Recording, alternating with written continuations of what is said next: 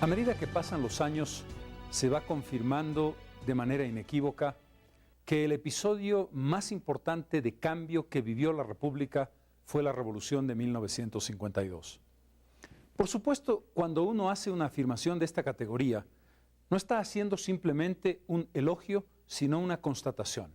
Todos sabemos que la Revolución Nacional tuvo grandes luces y grandes sombras, pero fue la única revolución real que vivió Bolivia desde 1825. Y lo que eso significó como una hecatombe en el siglo XX que cortó a cuchillo pasado, presente y futuro de ese momento es algo que no podemos pasar por alto. Toda sociedad define su proyecto de país, la nación que quiere ser. Bolivia en 1825, cuando nació como república, estableció una idea de Estado. Probablemente el momento culminante en ese comienzo lo tuvo Andrés Santa Cruz y la Confederación Perú-Boliviana. Luego viene el llamado Estado oligárquico, el Estado creado en 1880 tras la derrota del Pacífico. Y hoy nos toca hablar del Estado del 52, el más lúcido proyecto de construcción de un Estado nacional que tuvo Bolivia, con un conjunto de elementos que explican su génesis, su desarrollo y eventualmente sus éxitos y fracasos. ¿Cómo es que se forma y por qué el Estado del 52?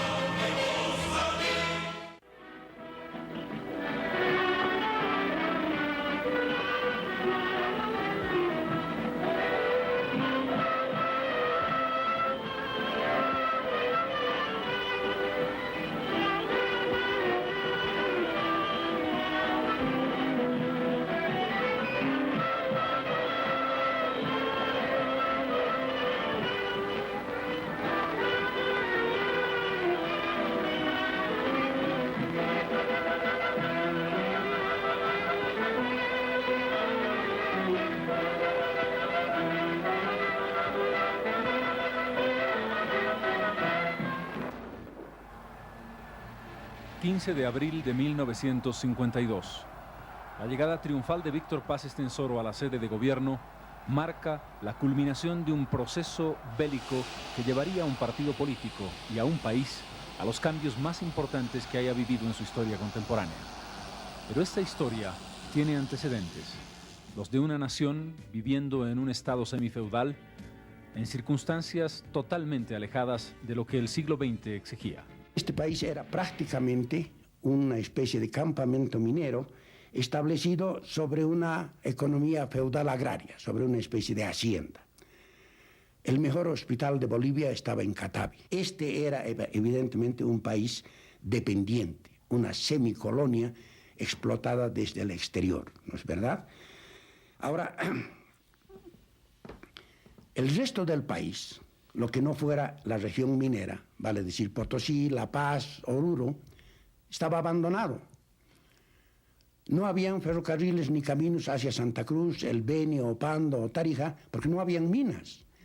Todo se había concentrado de acuerdo al interés de la explotación minera, que era un interés evidentemente semicolonial.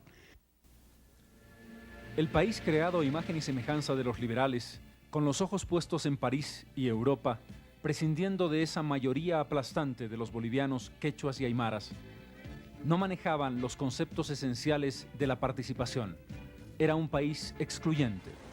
Desde una perspectiva, los tres varones del estaño, Patiño, Jossi y Aramayo. Desde la otra, los terratenientes.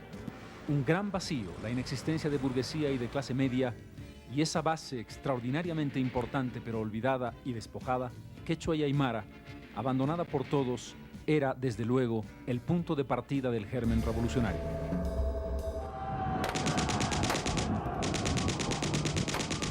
La historia republicana de Bolivia no cambió en esa trágica saga de opresión. Desde el siglo XIX, con las reivindicaciones tras el despojo de las tierras por Melgarejo, hechas tanto en los Andes como en los valles, continúa con la reivindicación minera que comienza en la década de los años 20. Una sucesión de masacres y levantamientos, una sucesión de reclamos que tienen nombres y apellidos. Zárate Vilca por un lado, María Barzola por el otro. En 1942 culmina con la masacre de Catavi.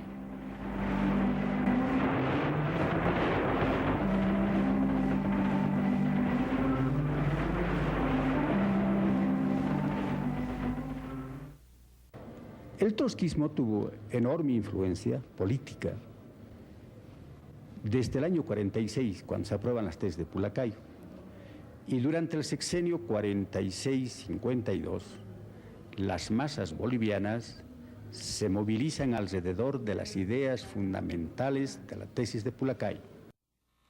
Sin duda, las ideas del trotskismo que en ese momento representaba Guillermo Lora, que venían desde la década de los años 30, fueron importantes. Pero es la debacle del Chaco y la derrota ante el Paraguay el episodio más importante que hace que un país entero tome conciencia de su dislocamiento, de sus contradicciones internas y sobre todo del desconocimiento que el país urbano tenía del otro, del país real, profundo. El nacimiento de partidos políticos, por una parte, del fascismo, Falange Socialista Boliviana, por la otra, del marxismo, el PIR y el POR, de la Cuarta Internacional.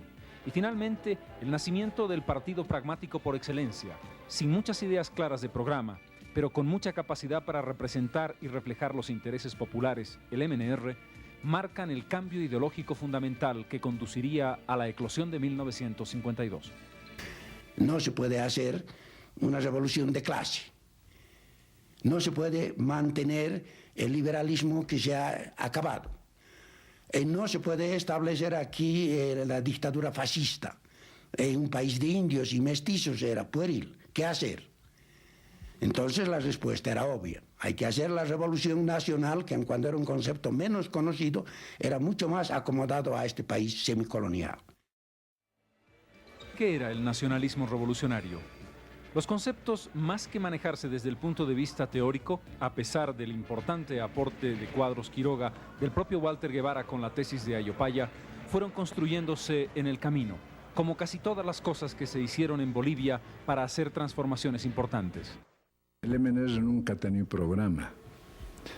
Yo recuerdo que estando desterrado en Chile con un señor muy destacado y amigo del doctor Paz, le mandamos una nota al doctor Paz a Buenos Aires pidiéndole programa del MNR y no mereció respuesta. Y el MNR, que no tenía un programa claro, porque el documento elaborado por José Cuadros Quiroga, que es el programa del MNR, no contempla ni la nacionalización de las minas, ni la destrucción del latifundio. Al principio el MNR no tenía las cosas claras.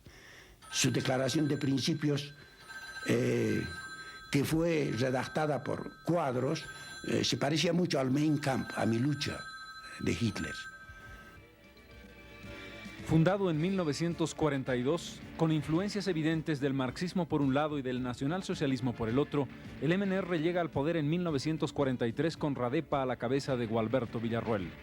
Es ya el proceso inicial de lo que sería la Revolución Nacional.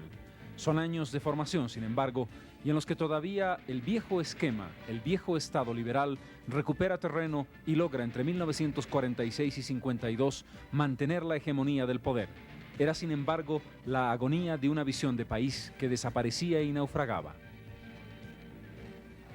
Bolivia tenía en 1950 3 millones de habitantes, más del 70% de analfabetismo, uno de los ingresos per cápita más bajos del mundo, una situación económica que dependía casi totalmente de las exportaciones mineras, más del 80%. A pesar de ello, era capaz de autoabastecerse, producción fundamental del altiplano y los llanos en lo que hace a la cuestión alimentaria. No tenía vinculación alguna entre Occidente y Oriente. La ciudad de Santa Cruz era apenas un villorrio de menos de 40.000 habitantes. El país seguía girando, como todo lo que había pasado en su historia, alrededor de su fuerza minera en los Andes, a más de 4.000 metros de altura. Más del 80% de la población vivía en las zonas rurales y más del 80% vivía también en la zona de Occidente. Esa era la nación que había que cambiar radicalmente para insertar en el siglo XX. Y a la guerra le siguieron unos 15 años, de 1936 a 1952, unos años sumamente confusos. En primer lugar, la oligarquía liberal estaba en franca decadencia. Habían muerto los grandes líderes del liberalismo boliviano. Montes, Salamanca, Saavedra, Escalier, toda esa gente que construyó la ideología y la realidad política de esos años había desaparecido. Quedaban hombres en segundo lugar, de segunda categoría. Eso era lo que quedaba del liberalismo traído de Europa, era un liberalismo en decadencia. Pero después de la contrarrevolución, los obreros instintivamente se daban cuenta que venía la restauración, que la rosca en el poder iba a barrer con todas las conquistas. Defienden a Villarroel, le atribuyen una serie de virtudes revolucionarias. Creen que Villarroel era el abanderado de la revolución proletaria. Se creó una confusión ideológica en las masas que está demostrando que hasta ahí llegó la evolución de su conciencia. En definitiva, el problema a resolver era ¿qué partido político sería capaz de encaramarse con la historia y conducirla? Allí estaba el marxismo, allí estaba el trotskismo, también las tendencias fascistas de influencia europea, sobre todo italiana y española. En el camino quedó el PIR. Las confusiones de la historia universal llevaron al PIR a aliarse a la rosca para derrocar a Villarroel. La alianza coyuntural entre los Estados Unidos y la Unión Soviética para derrotar al fascismo llevaron también a esa exigencia desde Moscú para que el PIR se aliara con la rosca para derrocar a Villarroel, tildado de fascista en esos años.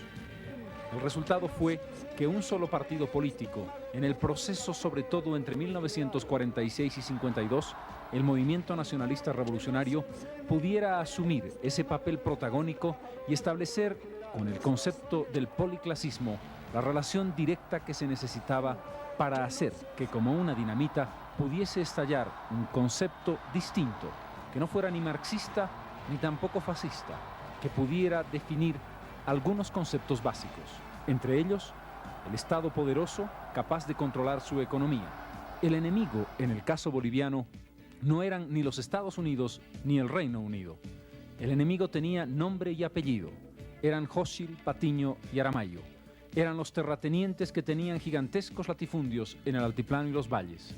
Contra ellos se tenía que estrellar, y en efecto se estrelló, todo el discurso que iba a subvertir el orden establecido hasta entonces. Bolivia, en 1951, asiste al último proceso electoral del Ancien Régime.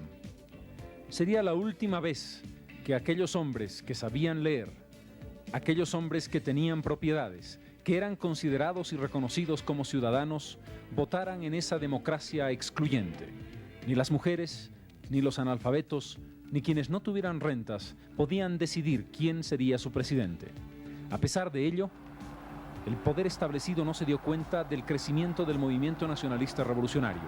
En esas elecciones, el binomio Paz Estenssoro-Siles Suazo derrotó al candidato Gabriel González del oficialismo por algo más de 8.000 votos. Con cerca de 50.000 votos en su haber, Víctor Paz Estenssoro se consagró ganador por mayoría relativa. Cundió el pánico. El presidente Mamerto Urriola-Goitia se negó en redondo a entregarle el poder a los revolucionarios. Las sectas revolucionarias, Movimiento Nacionalista y RAREPA, sino grupos minoritarios, repudiados por el país, de ambiciosos y de violentos. Pueden perturbar la paz de la nación y convulsionar lo que con sus desmanes subversivos es porque, sin moral patriótica ni concepto de la ley, emplean como armas de lucha política la demagogia sectaria, el terrorismo armado, la violencia y el crimen. El mamertazo de Urriola-Goitia, que entrega el poder a las Fuerzas Armadas y que no acepta que el Parlamento decida la votación, lleva las cosas a un interregno final. El presidente Hugo Vallivian Rojas tiene el triste papel de dejar finalmente el camino y las puertas abiertas a la eclosión popular. Sobre 3 millones de habitantes, los presidentes eran elegidos con 40, 50 mil votos. Esa era también la realidad. Pocos sospechaban entonces que Bolivia estaba en los umbrales del cambio más importante de toda su historia republicana. Por primera y única vez se iba a producir una revolución que cambiaría las estructuras de manera irreversible. La fragua estaba lista para dar su resultado. El Estado creado en 1880 agonizaba y comenzaba un proceso que iba a tener consecuencias de largo plazo en la historia del país.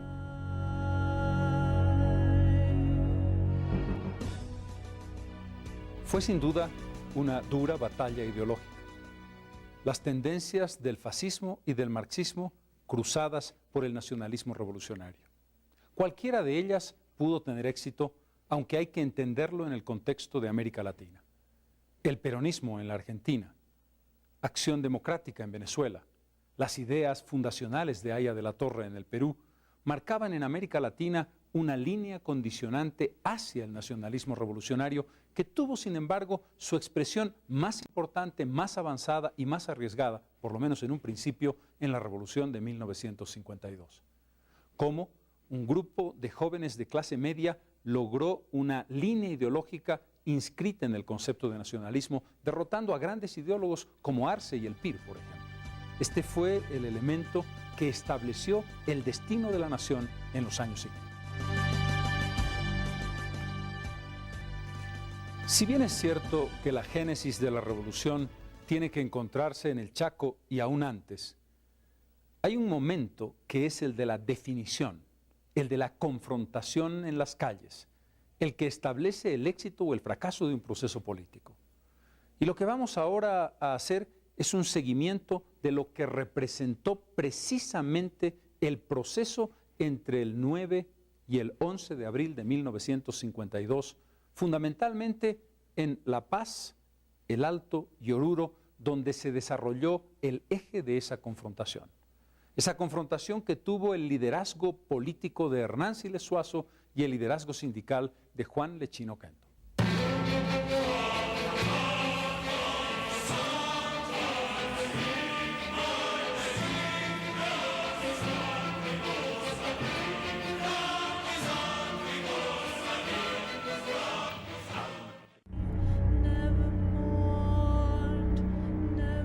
Que no hemos alcanzado todavía la plenitud nacional, que no hemos logrado constituir el Estado nacional.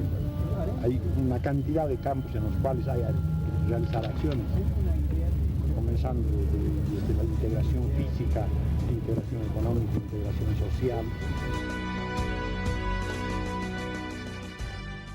Por mucha seguridad que tenía en el heroico pueblo, nunca mis sueños más audaces me permitieron pensar en esta terminante derrota de la rosca.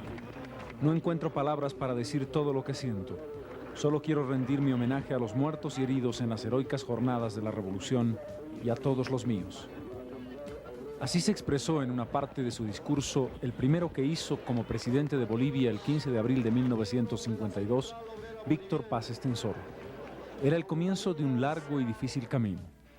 Era el comienzo de la construcción de las ilusiones de un nuevo país. Pero era también el germen de una serie de errores y problemas que conducirían a la Revolución de 1952 por caminos difíciles de frustración y desencanto. Pero el proceso político que llevó al poder a Víctor Paz Estenssoro tuvo sus momentos culminantes entre el 8 y el 11 de abril, pocos días antes de la llegada del avión de Buenos Aires. La historia de la insurrección es fascinante. Comienza con un intento de golpe de Estado protagonizado por un general, Antonio Seleme, ministro del presidente Hugo Vallivian, y culmina con la insurrección popular que haría que los mineros se descolgaran por los cerros de La Paz y que en Oruro combatieran heroicamente hasta derrotar al propio ejército de Bolivia. En ese momento la respuesta fueron disparos de ametralladora muy continuados. Ya había comenzado el combate en Miraflores. Las Fuerzas Armadas de Miraflores tomaron el estadio y el templete. Los carabineros estaban apostados en Caiconi para evitar que salgan las tropas del cuartel, pero salieron por otro lado y comenzó el enfrentamiento entre los dos inicialmente. El pueblo levantó las pocas armas que tenía y gritó, vamos a luchar.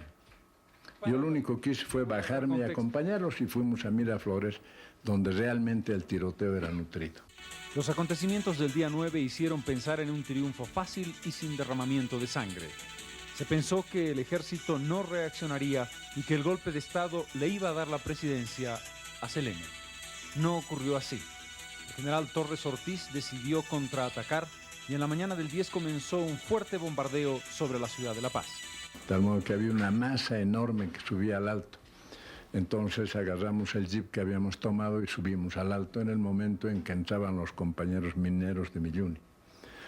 Disparando tiros, tenían armas y cartuchos de dinamita. De tal modo que las tropas que estaban combatiendo con la gente que había subido por el lado izquierdo se sintieron cercados. Entonces la tropa abandonó las armas por eso, porque estaban seguros. En esa época pues no había diferencia, nadie podía decir la diferencia entre un cartucho de dinamita y una bomba.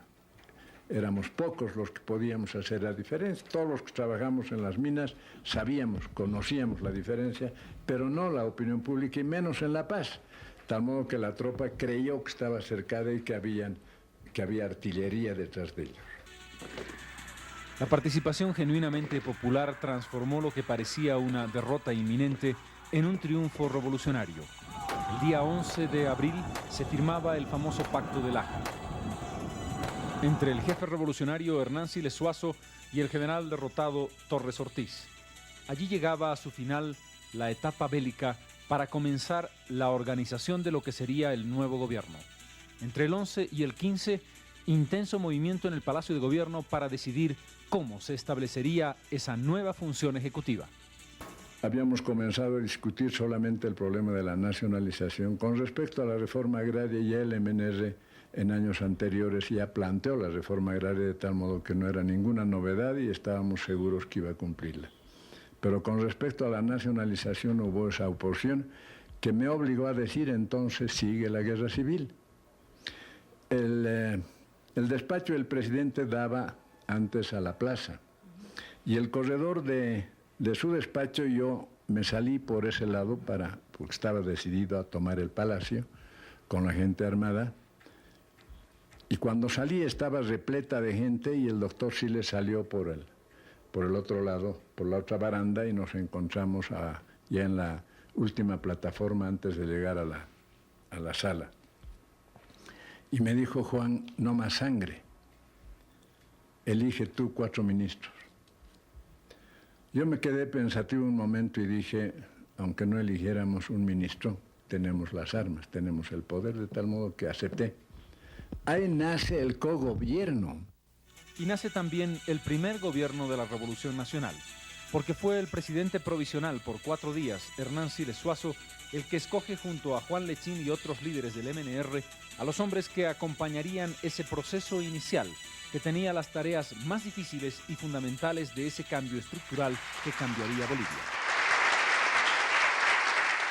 Así la heroica revolución boliviana tuvo que sufrir el hondo drama de los días 9, 10 y 11 de abril de 1952. 70 horas de furioso combate en que aullaron las ametralladoras y rugieron los cañones, dieron la ansiada libertad a los bolivianos.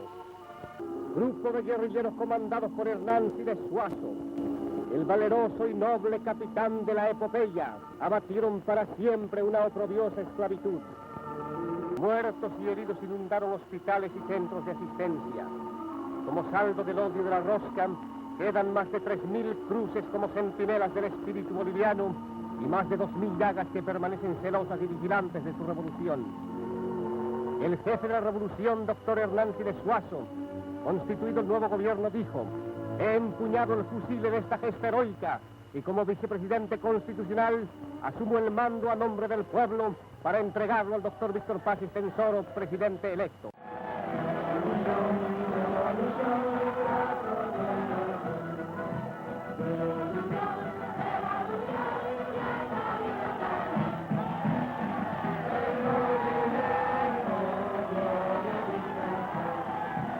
El líder es arrebatado por la multitud.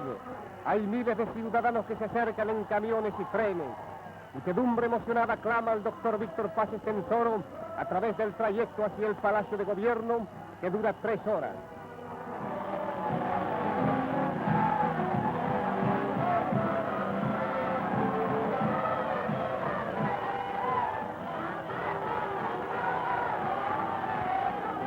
Hombres, mujeres y niños agitan banderas en un gesto compacto de júbilo. El espectáculo es maravilloso. Hay más de 200.000 personas esperando en la Plaza Murillo y las calles adyacentes, vitoreando frenéticas al gran líder de la revolución. Carteles alusivos a la revolución y retratos de sus conductores son llevados en alto por los revolucionarios.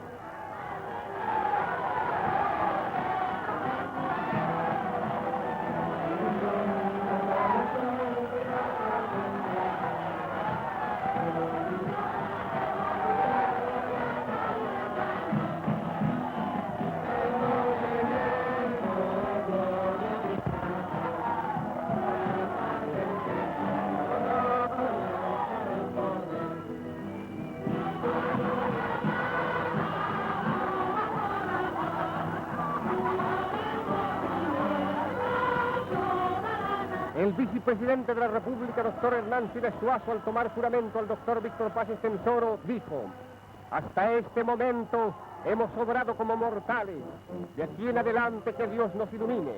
El presidente constitucional manifestó: mi gobierno pondrá toda la fuerza que le otorga la ley en defensa de las clases trabajadoras del país, porque estas constituyen la razón del ser del movimiento nacionalista revolucionario. Nos han dejado un país exterminado y con una situación económica que es caótica. Pero forjaremos su resurgimiento porque llegamos al poder no por ambiciones personales, sino para servir al pueblo.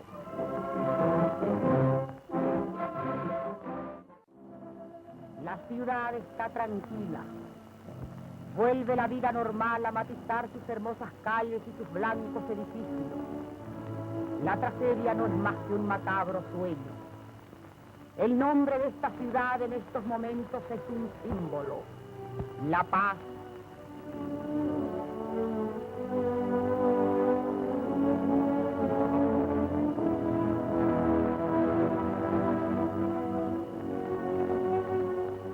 El presidente trabaja cumpliendo su palabra empeñada con el pueblo. Cambia ideas, estudia y se esfuerza con sus colaboradores para solucionar los grandes problemas de nuestra existencia. La nación está dada a sus conductores. La esperanza florece.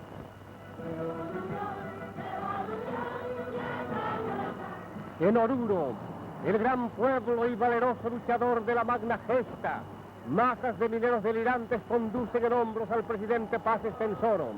En su saludo el presidente dijo: a mi llegada al exilio manifesté: volveré al Palacio de Gobierno en hombros de los mineros. Y hoy aquellas palabras que pronuncié hace 6 años se han hecho realidad. Ha llegado victorioso el momento histórico de la nacionalidad. Los pueblos de Bolivia levantan la frente quemada antes por la opresión. Llegó la hora de la justicia, del trabajo y de la paz. Las tormentas se van y renace un nuevo día para nosotros, porque tenemos fe en Bolivia redimida.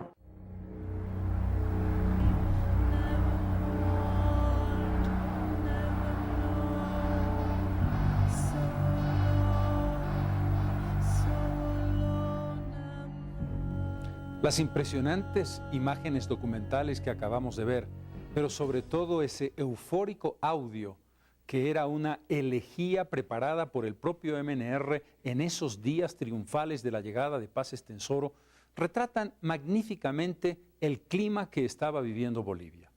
El documental es Bolivia se libera, y lo hizo el Instituto Cinematográfico Boliviano, que ha dejado un testimonio tan extraordinario que nos ha sido tan útil en el recuento de esta historia. Pero si ese era el espíritu, si ese era el clima y la esperanza, la gigantesca esperanza que había despertado el MNR, Paz Estenssoro y Siles Suazo, la historia y su desarrollo tendría otros elementos que vale la pena tomar en consideración. Pero había que sentir la electricidad de ese tiempo y recuperar ese espacio documental para entenderlo. Como bien retrataba Walter Guevara Arce, el nacionalismo revolucionario y los gobiernos de la revolución desarrollaron progresivamente la línea ideológica que establecería un destino y una construcción, la visión concreta del Estado que hoy llamamos el Estado Revolucionario de 1952. Intentemos hacer un seguimiento de las principales medidas que llevó adelante el MNR y los gobiernos revolucionarios, a la vez que sus contradicciones, sus problemas, sus errores y sus insuficiencias. En suma, busquemos el desentrañamiento de esas luces y sombras de este momento de la historia de los que hablábamos al comenzar el programa.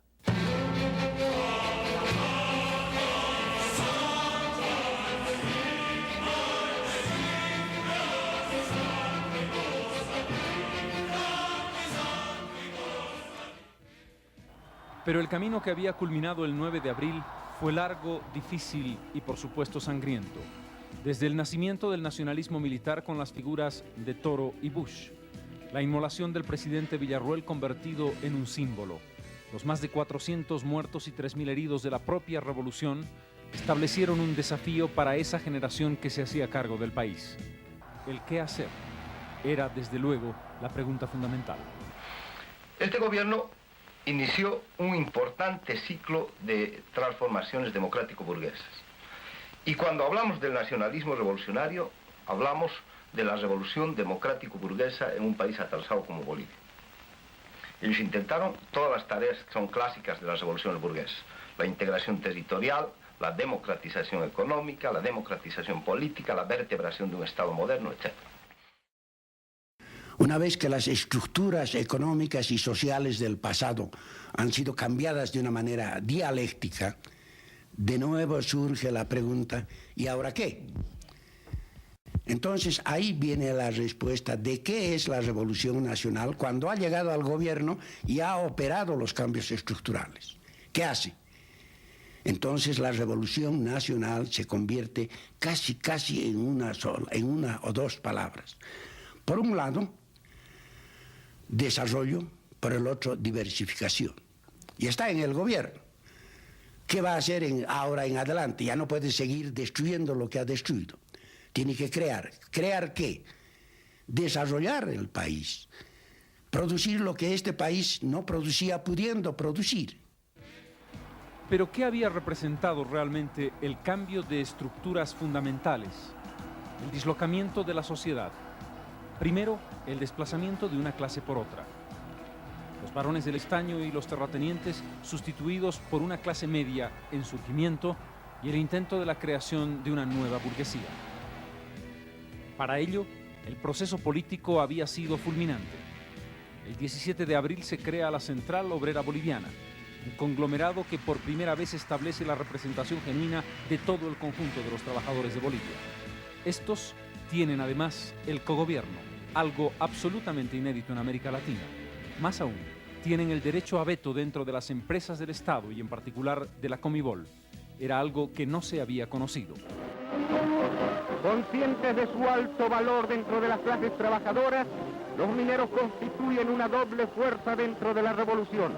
El sostén económico de un pueblo sometido a las contingencias de la monoproducción y la constitución de un ejército obrero dispuesto a defender las ventajas sindicales obtenidas en la nueva lucha revolucionaria de la que forman parte activa. El ejército es desmantelado o cuando menos durante un año se cierra el colegio militar. Luego el propio presidente Paz se vería obligado a su reapertura para establecer un equilibrio de poder entre el sector obrero y el sector intelectual del movimiento nacionalista revolucionario. Sobre esa estructura surgen tres medidas que cronológicamente avanzan así. El 21 de julio de 1952, recordando la muerte de Villarroel, el presidente Paz dicta el decreto del voto universal, una de las conquistas fundamentales de la inserción democrática y popular de Bolivia. Más allá de cómo se usó ese voto, es desde luego un logro básico. El nuevo estatuto electoral, como otra de las conquistas de la Revolución Nacional en favor de las grandes mayorías, descarta el injusto sistema del voto calificado que concedía a un mínimo porcentaje ciudadano la facultad de decidir los destinos del país. porque es la primera vez que un país aplica el sistema del sufragio universal para permitir la intervención de su población autóctona en la elección de sus mandatarios y legisladores.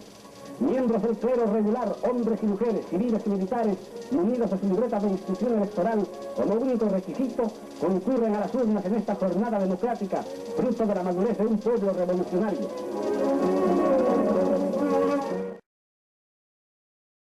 El 31 de octubre de ese mismo año, la nacionalización de las minas. Todo el poder para el Estado, parece decir ese decreto. El presidente Paz Estenssoro proclama la independencia económica de Bolivia diciendo: hemos cerrado victoriosamente un capítulo heroico de la larga y dolorosa historia del esfuerzo nacional. La pérdida de miles de vidas habría sido inútil si no cumpliésemos ahora con la voluntad del pueblo, nacionalizar las minas. De ese modo, el Estado boliviano se hacía propietario del sistema productivo de más del 80% de las exportaciones mineras del país. Comenzaba así el capitalismo de Estado. El Estado productor controlaba los recursos naturales y los manejaba directamente. Y finalmente, el 2 de agosto de 1953, la reforma agraria, el punto más alto del cambio político y la inserción social de una comunidad hasta entonces desplazada de las acciones del país. Cuando se iza la bandera de la patria, la emoción prende con más fuerza en estos hombres, para los cuales nace hoy una esperanza. Bajo una tensa emoción en la verde inmensidad del valle calcinado, se da lectura al decreto de reforma agraria. Ha llegado el momento culminante. Esta firma, estampada bajo la serenidad del cielo iluminado por la claridad del día, elimina el latifundio y anuncia una nueva aurora para los campesinos.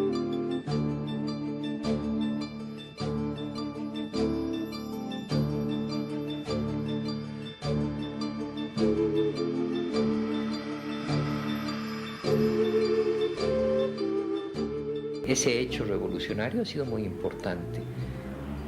A ese le asignaría yo tal vez la importancia mayor, hasta quizá la única importancia, ¿sí?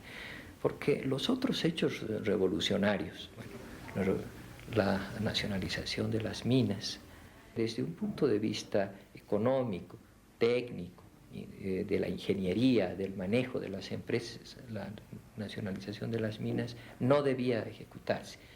Solamente se podría hacer desde un punto de vista político. Y así fue. El desastre apareció muy pronto. El voto universal, pues el voto universal no necesita de una revolución. El voto universal existe en todas partes hoy día. Decimos el MNR viene al 52 con traje prestado y que él es muy grande. Pero deforma el programa, eso hay que tomar en cuenta. Deforma el programa. Porque si no, tendríamos que llegar a la conclusión de que las consignas revolucionarias puede cumplir un partido burgués. No, pues. No. Les vacía de contenido revolucionario. Toma la frase. No. Reforma agraria, liquidación del gamonalismo, son frases, no son realidades. ¿No? Y el MNR fracasa en este su empeño. Se liberó a los campesinos, lo cual quiere decir que se cambió la estructura económica de la economía agraria, de una economía feudal, del pongueaje, de la servidumbre, al minifundio. Se dio la tierra a los campesinos, pero el minifundio fue un error porque es tan malo como el latifundio para producir. Lo que tendría que haber hecho eran grandes cooperativas, manteniendo las unidades de producción que eran las haciendas y entregándolas a la cooperativa respectiva. El gran error en el campo de la economía minera fue haber utilizado la Comibol como una empresa para producir popularidad más que para producir minerales. Pero no se podía pensar en la democratización de una sociedad y en la inserción de las mayorías solamente a través de la devolución de la tierra. La reforma educativa de 1955 fue un salto gigantesco para que los indígenas y el mundo rural pudiesen entrar de manera universal en la educación primaria y acceder luego a la secundaria y a la educación superior. Esto permitió en pocas décadas que indígenas, quechuas y aymaras, marginados secularmente, pudieran formarse y tener su propia concepción y pensamiento sobre el mundo. El principal anhelo es la educación. Saben que solo a través de la escuela conseguirán la superación total. Alrededor de la construcción de la escuela se reúne la familia campesina en un afán colectivo. Mientras sus hijos leen en las aulas que ya van quedando estrechas, los padres levantan nuevos pabellones para dar cabida a los nuevos.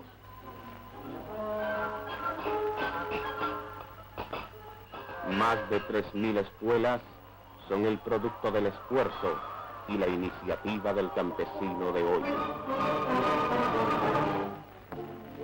Y el país aprende cada día una nueva lección. Qué remoto y extraño era oír hablar de las selvas y los ríos. Las nuevas generaciones son testigos del esfuerzo por conseguir la integración territorial y humana del país. A partir del voto universal, que reconoce el derecho de la mujer a participar en política, esta comienza a tener un nuevo rol en la sociedad boliviana. La valerosa mujer boliviana está representada por estas mujeres del pueblo paceño, conscientes del deber que tienen frente al momento que vive Bolivia. Con sus errores y aciertos, la revolución se condujo hacia un proceso de cambio en cuanto a la producción económica. Primero, la integración del Oriente. La terminación de la carretera Cochabamba-Santa Cruz abre un horizonte cuyos resultados se ven hoy. Sin el camino, estos pueblos no hubiesen conocido el progreso, ni nosotros nunca hubiésemos venido a estos lados.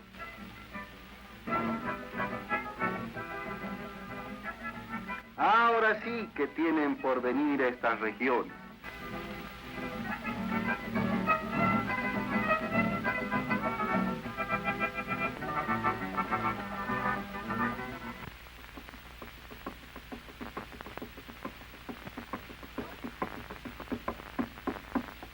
Santa Cruz.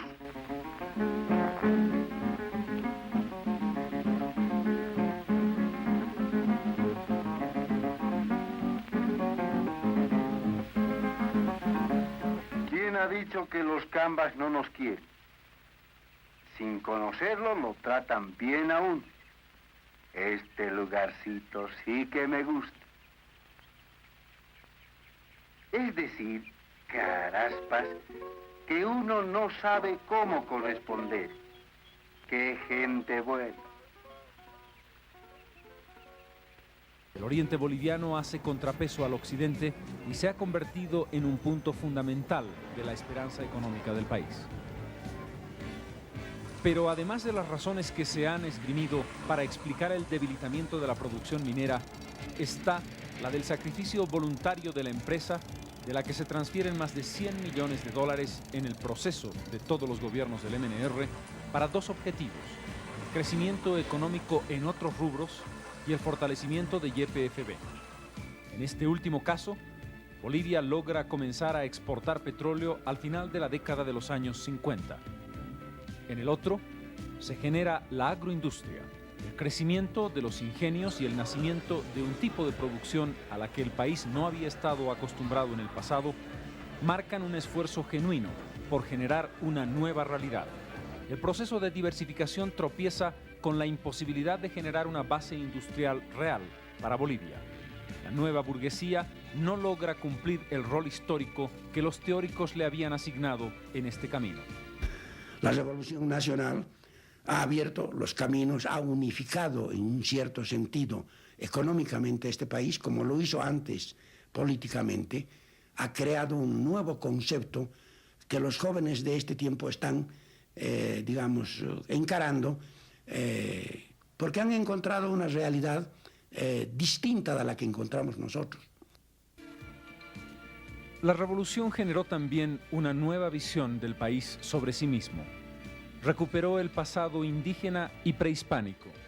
Estableció el rango del mestizaje como un elemento positivo que había que fortalecer.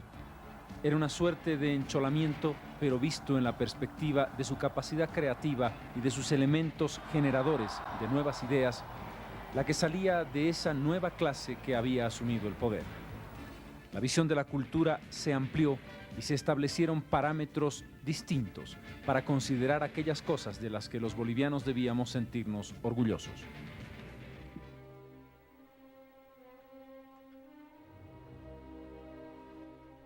Los dramáticos cambios llevados a efecto por el presidente Paz Estenssoro en su primer gobierno dejaron como saldo un proceso de inflación extremadamente alto que tuvo que ser enfrentado luego por el presidente Siles Zuazo. La corrupción hizo pronto presa de ese gobierno y de esa joven generación. Los cuperos, los procesos que la especulación determina cuando hay hiperinflación, los negociados en diversos niveles, establecieron una pérdida de moral y una pérdida de valores que ablandaron al proceso revolucionario. La tarea que tuvieron que realizar posteriormente a 1956 estuvo vinculada a la estabilización económica a cargo del doctor Hernán Siles Zuazo y al intento de institucionalización del proceso revolucionario del doctor Paz Estenssoro. Pero allí hubo también un error muy grave. El presidente Paz Estenssoro creyó que la revolución era él. La insistencia en continuar en el mando en 1964 precipitó la caída de un régimen que estaba ya profundamente debilitado.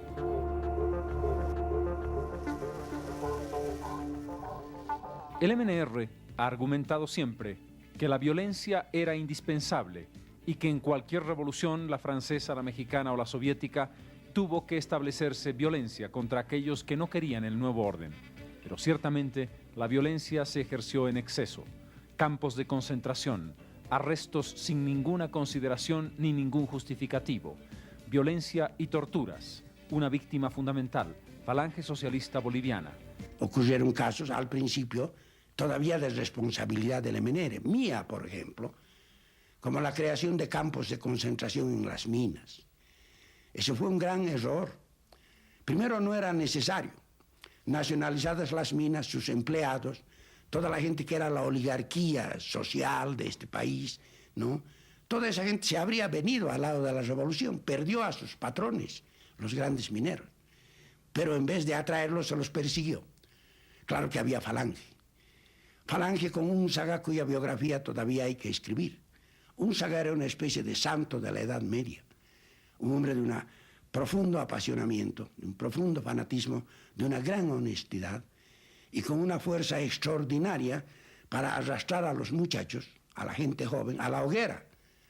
Y Unzaga intentó, y una y otra vez, el golpe de Estado que quería que lo llevara al gobierno.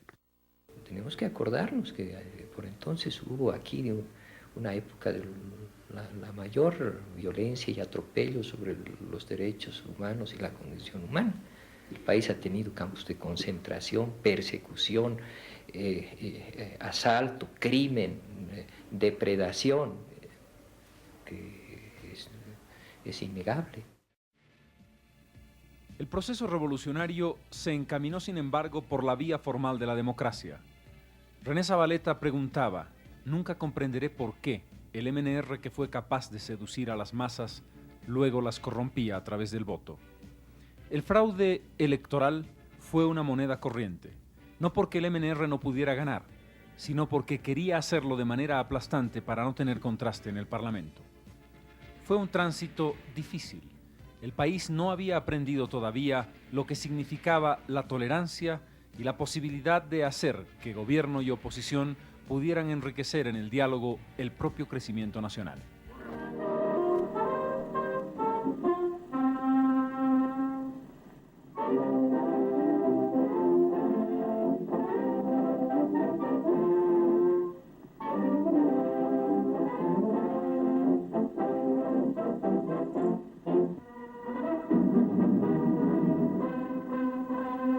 Extraordinaria solemnidad reviste la fecha del aniversario nacional con motivo de la transmisión del mando presidencial.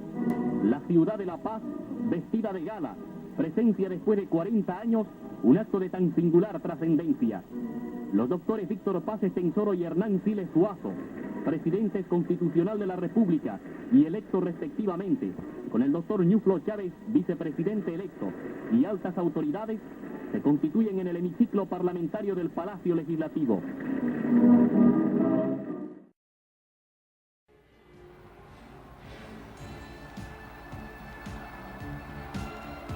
Los jóvenes que frisando los 40 años asumieron el mando de la nación en 1952 y gobernaron ininterrumpidamente hasta 1964, cumplieron sin duda importantes tareas de transformación, tareas que les tocó cumplir en ese momento histórico, algunas de ellas con éxito, con una visión de transformar al país y hacerle dar un salto cualitativo que era indispensable. Otros se quedaron en el camino como ideas no resueltas. Las más quedaron frustradas en esa dicotomía que pregunta: ¿era ese grupo de jóvenes realmente revolucionario? Ciertamente se trataba de intelectuales progresistas que no pensaban en términos marxistas. Para quienes han esperado una solución que nos llevara al socialismo, esa fue una frustración. Para quienes piensan que fue un cambio en el que la situación económica del país, su grado de dependencia y el contexto latinoamericano en el que estaba no permitía otra cosa que lo que se hizo, se puede establecer que fue una sucesión de hechos positivos y negativos que hay que combinar. Mineros fabriles lograron destruir al Estado feudal burgués y a su ejército. Pero esta revolución social se negó a sí misma cuando los obreros entregaron el poder que habían conquistado al MNR, que, como la historia demuestra, es el partido de la burguesía, del capitalismo. Esa es la paradoja de la revolución boliviana. Por eso se puede decir que abril del 52 es el febrero boliviano, que todavía espera su octubre. Pero esos procesos los realizan los países de todas maneras, sin revolución. Si bien aquellos varones del estaño tenían el dominio casi absoluto del país, tal vez la sustitución de ese dominio por el dominio político de un partido que produjo de inmediato una catástrofe económica en el país, porque cayó la producción, Bolivia perdió todo eso de lo que se habla ahora. Bolivia dejó de ser eso que se llama un sujeto de confianza, de crédito. Ha debido hacerle mucho daño en su momento a este país, ¿no? Y bueno, pues cambiamos a unos dueños por otros, cuáles eran peores en su momento. En esa época la gente no sabe que los campesinos no podían pasar por la plaza, por ejemplo. Era realmente atroz, pues, ha habido una diferencia enorme. Lo que pasa es que los escritores de la revolución que pudieron haber escrito todas esas escenas de cambio fundamental en las relaciones personales del país, del pueblo, mostrarían a la juventud de hoy día lo que fue el periodo antes del 9 de abril y lo que fue el periodo posterior al 9 de abril. No solamente fue una revolución por el cambio de estructuras, hubo una revolución casi social. Hubo mucho avance en leyes sociales, en los métodos de resolver problemas de patronos y trabajadores. La palabra nacionalismo no es más que un contenedor. Es algo que se puede comparar a un vaso de vidrio, de cristal. En el vaso se le puede echar cualquier cosa, agua, vino, aceite, lo que sea. Igual ocurre con la palabra nacionalismo. Hitler era nacionalista, su partido se llamaba el Partido Nacional Socialista. Franco era nacionalista, los militares argentinos o Pinochet son nacionalistas. Entonces ahí viene la palabra revolucionario que introduce el concepto dialéctico. Vale decir, el cambio es no solo posible, sino inevitable. Hay que cambiar las estructuras económicas y sociales, hay que hacer una revolución. De ahí viene el concepto de nacionalismo revolucionario.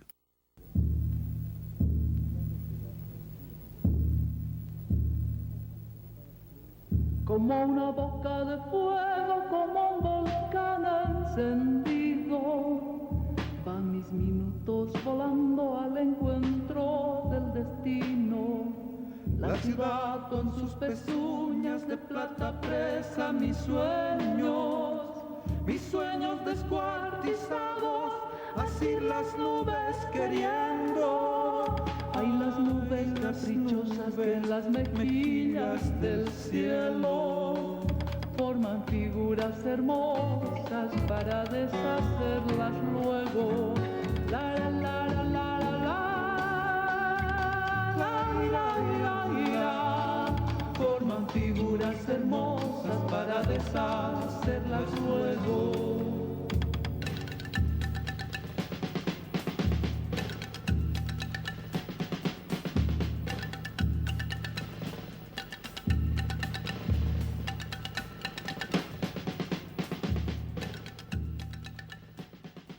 Las visiones encontradas, los elementos emocionales, han acompañado a lo largo de muchísimos años el juicio sobre ese momento de nuestra historia. En gran parte porque el MNR fue protagonista durante más de 60 años, antes, poco tiempo, durante y sobre todo después, muchísimo tiempo del proceso de la revolución, y en ese contexto, ese protagonismo generaba, por supuesto, posicionamientos que no nos han permitido una lectura adecuada de lo que representó la revolución. El tiempo, sin embargo, nos permite hablar ya de algo que cambió la historia, de medidas que colocaron a Bolivia en el siglo XX, con retraso en relación a otros países, medidas que establecieron el sentido de lo democrático. Lo vimos a través del voto, lo vimos a través de la reforma agraria, lo vimos a través de la integración y, por supuesto, esa articulación nacional que iba más allá de los Andes. Sin duda, el MNR tuvo el concepto de una visión nacional y, más que eso, de una cultura nacional. Una cultura que establecía una forma de vernos a nosotros mismos y de sentir una vinculación de seguridad con nuestra identidad del pasado. Por todo ello, deja un legado que fue el punto de partida de un largo proceso. Un proceso que duró casi medio siglo. Un proceso que costó superar y que quizás hoy todavía es parte del desafío de la historia. Pero la revolución nos marcó a fuego, qué duda cabe.